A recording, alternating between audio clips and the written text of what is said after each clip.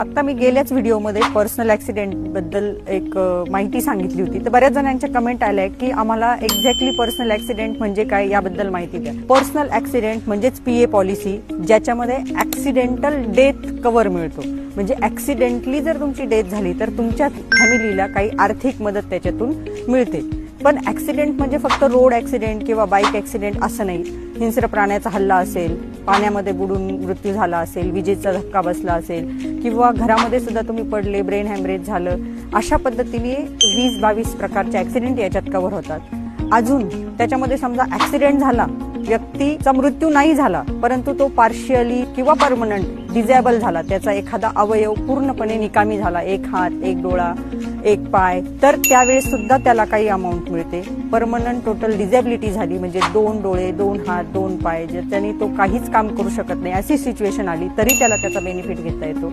किंवा ऍक्सिडेंट झाला आणि हॉस्पिटलायझेशन झालं तर त्यावेळेसही त्याला हॉस्पिटलचा खर्च मिळतो। तर या संदर्भात प्रत्येक कंपन्यांचे प्रीमियम वेगळे असतात, त्याचे बेनिफिट्स वेगळे असतात।